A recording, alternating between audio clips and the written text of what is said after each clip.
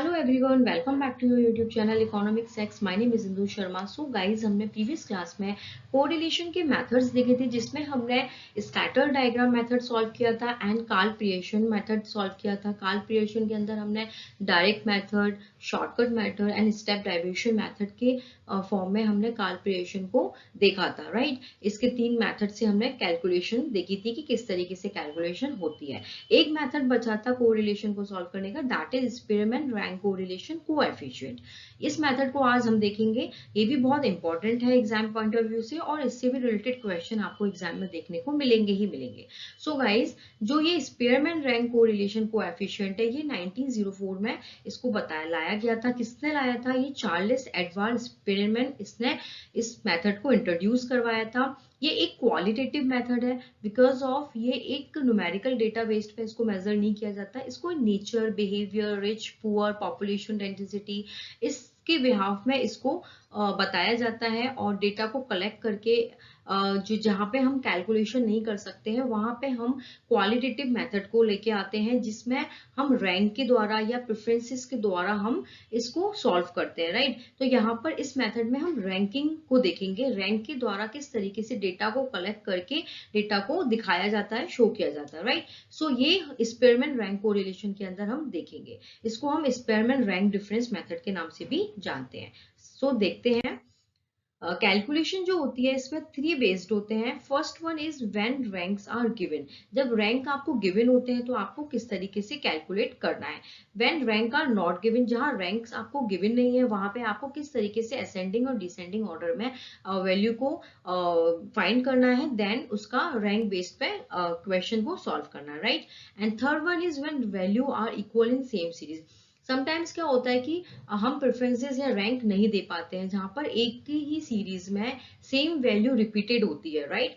तो उस बेस में, उस बिहाफ में हम किस तरीके से या उस तरीके से हम कैसे कैलकुलेट करेंगे एक्सपेरिमेंट मेथड को, वो हम इसमें देखेंगे। यानी कि जो एक्सपेरिमेंट रैंक कोरिलेशन है, यहाँ पर तीन पॉइंट मैटर करते हैं। First one in when rank given, when rank are not given, और व्हेन जो वैल्यू है वो क्या है, इक्वल है in the same series. Okay, so first one हम देखते हैं when ranks are given. Rank are given मतलब ये बहुत एक सिंपल मेथड है ना। और इसमें जो फॉर्मूला हम यूज करते हैं जब हम रैंक को कैलकुलेट करते हैं, वो ये फॉर्मूला यूज करते हैं, R K equals to 1 - 6 sigma D square N cube upon में एन क्यूब माइनस एन। जो आर के होता है, ये रैंक कोएफिशिएंट होता है, जो ये बताता है डेटा को। एंड जो 6 है सिग्मा डी स्क्वायर, ये भी रैंक के द्वारा हम निकालते हैं, और ये नंबर ऑफ पेयर को बताता है N. Okay, when rank are not given, जब रैंक गिवन नहीं होता तो हम क्या होता है कि वैल्यू को हम अरेंज करते हैं। जो लोएस्ट वैल्यू होती है उसको नंबर 1 देते हैं, फिर उसके बाद जो वैल्यू आती है उसको नंबर 2 देते हैं, फिर 3 देते हैं। ऐसे करके लोएस्ट से हाईएस्ट की तरफ हम चलते हैं, राइट। जब थर्ड पॉइंट में, यानी कि दूसरी कैलकुलेशन में हम देखते हैं, जब एक ही सीरीज में सेम वैल्यू को रिपीट किया जाता है, तो वहां पर हम अरेंज करते हैं। जो सबसे हाईएस्ट वैल्यू होती है उसको रैंक 1 देते हैं, उसके बाद लोएस्ट होती है उसको 2 देते हैं। इस तरीके से जो इसका जो सीरीज होता है वो हाईएस्ट से लोएस्ट की तरफ चलता है। बट जब रैंक गिवन नहीं है, तो यानी कि इन दोनों में ये सेम फॉर्मूला यूज होता है, R K equals to 1 - 6 sigma D square upon N cube minus N one. लेकिन जब सेम सीरीज में सेम रैंक यूज हो रही है, तो यहाँ पर ये फॉर्मूला यूज होता है, R K equals to 1 - 6 sigma D square plus 1/12 m1 cube minus m1 plus 1/2 m1 cube m2 cube minus m2। और यहाँ पे हम डॉट डॉट डॉट जितनी सीरीज रिपीट हो रही है उसका हम लेते चले जाएंगे, या फिर m3 cube minus m, m4 cube minus m, right. So और अपॉन में n क्यूब माइनस n। तो ये फॉर्मूला है, दो फॉर्मूला है, और दोनों फॉर्मूला के बेस पे हम इस जो एक्सपेरिमेंट रैंक कोरिलेशन है इसको हम सॉल्व करते हैं। पहला देखते हैं जब रैंक गिवन है। जब हमको रैंक गिवन है, यानी कि x value and y value, तो हमने इसको माना R1 और इसको माना R2। जब d निकालना होता है तो R1 माइनस R2, यानी कि 1 में से जब 10 लेस करेंगे तो -9, -4, -2, 0, -2 3 -1 एंड 6 प्लस में 6। ठीक है, ये वैल्यू हमारी आती है, डी निकल के आता है। डी का स्क्वायर करेंगे यानी कि इसका स्क्वायर 81, 4 का स्क्वायर 16, 2 का स्क्वायर 4, 0 4 9 1 36। ठीक है, ये सिग्मा डी स्क्वायर 151 और एन जो है वो हमारा 8 आया, राइट। इसको हम वैल्यू में पुट करेंगे यानी कि इसको हम फॉर्मूला में पुट करेंगे। ये हमारा फॉर्मूला है R K equals to 1 minus 6 sigma D square upon N cube minus N. ठीक है, 1 माइनस 6 इंटू 151 जो हमारा निकल के आया है, और n कितना है 8 क्यूब माइनस 8। 1 माइनस इसको जब इंटू करेंगे 906, इसका निकालेंगे तो 504।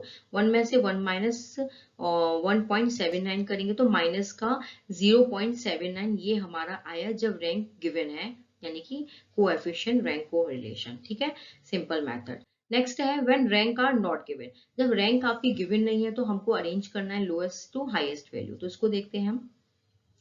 आपको यहाँ पे x दे रखा है 15 17 14 13, तो ये बहुत अलग अलग तरीके से दे रखा है पॉइंट्स। ठीक है, तो हमें इसमें से निकालना है सबसे लोएस्ट वैल्यू कौन सी है, 9। तो 9 को हमने रैंक दिया 1, 10 को हमने रैंक दिया 2।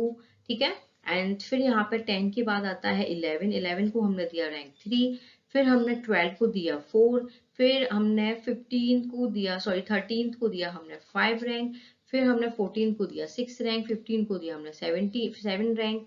ठीक है, फिर 16 को दिया हमने 8 रैंक, 19 यहाँ पर नहीं है, सो दैट 17 को दिया हमने 9 रैंक। इस तरीके से हमने 18 को दिया हमने फिर 10 रैंक। इस तरीके से हमने रैंक दे दिया lowest to highest value. Same as हम y में करेंगे, फिर यहाँ पे गिवन है डेटा, और ये R2 निकालेंगे हमने जो लोएस्ट वैल्यू है, यानी कि 2 हम सबसे लोएस्ट वैल्यू, इसको हमने 1 दिया, फिर 3 है यहाँ पे 2 दे दिया। इस तरीके से हमने R2 की वैल्यू को भी निकाल दिया, यानी कि R2 भी हमने निकाल दिया। अब हमको D निकालना है।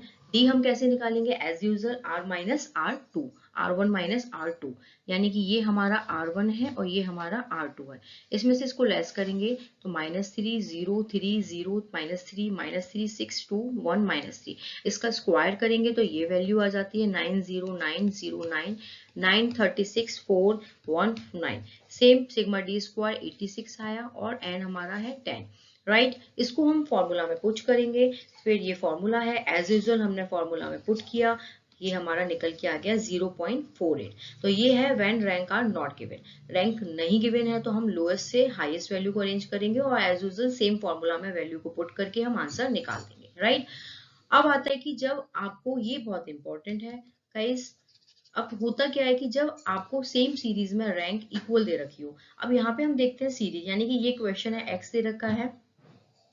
यहाँ हम देखते हैं गाइस कि क्या होता है कि यहाँ पे 15 दिया हुआ है, 10 दिया हुआ है, 20 दिया है, 28 12 10 16 18। तो आपको यहाँ पे समझ आ रहा होगा कि जो एक्स सीरीज है, यहाँ पे जो 10 है वो क्या है, रिपीटेड है। 10 है यहाँ पे रिपीटेड है। सेम एज हम y की वैल्यू में देखते हैं 16 14 10 12 11 15 18 12। तो हमें यहाँ पे समझ आ रहा है कि जो 12 है वो रिपीटेड है। ठीक है, 12 जो है वो रिपीटेड है, यानी कि 2 टाइम्स 10 रिपीट हो रहा है और 12 भी 2 टाइम्स हो रहा है, राइट। यहाँ तक आपको समझ आ गया, ओके। अब हमें यहाँ पे निकालना रैंक, यानी कि जब आपको रैंक इक्वल दे रखा है इन सेम सीरीज में, तो आपको हाईएस्ट वैल्यू को 1 देना है, फिर लोएस्ट, फिर लोएस्ट, फिर लोएस्ट, इस तरीके से। तो 28 हम यहाँ पे देख सकते हैं कि आपका जो 28 जो वैल्यू है गाइस, यहाँ पे हम 28 को देख सकते हैं, ये 28, इसको हम रैंक 1 दे देंगे, दे दिया हमने भाई।